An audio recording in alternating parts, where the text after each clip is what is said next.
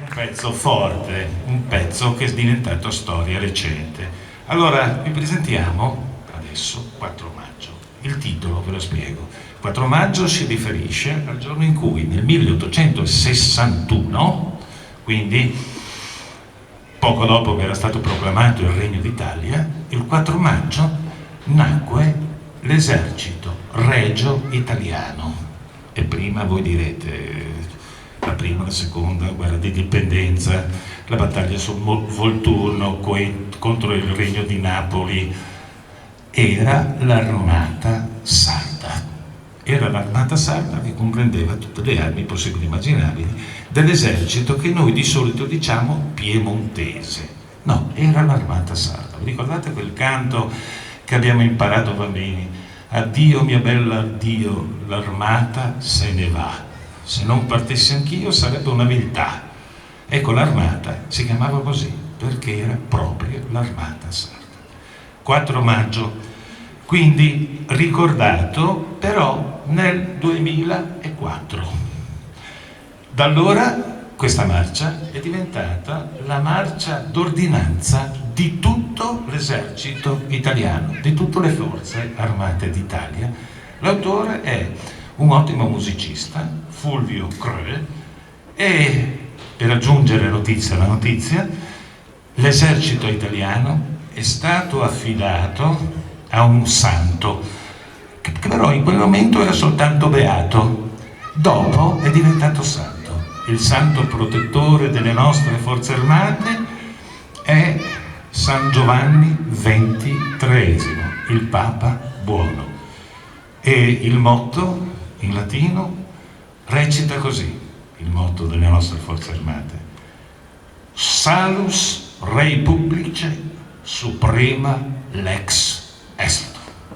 Traduciuto in tal suo significato in tir vuol dire la salvezza, l'integrità dello Stato, della Repubblica, e sarà sempre la legge suprema, la difesa della patria, sintetizzata così. Bene, sappiamo ormai tutto. È la nostra marcia d'ordinanza del nostro esercito. 4 maggio.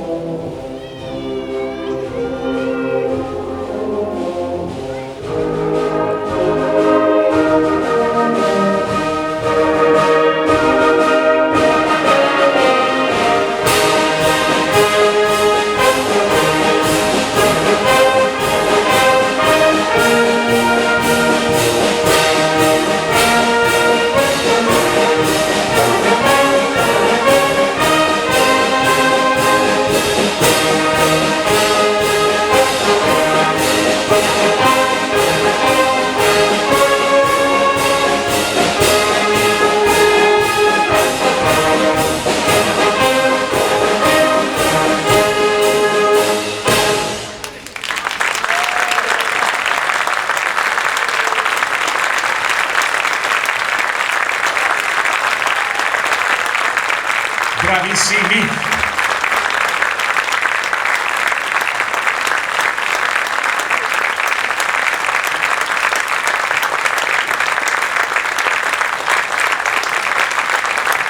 E un applauso supplementativo al nostro maestro Andrea, Andrea.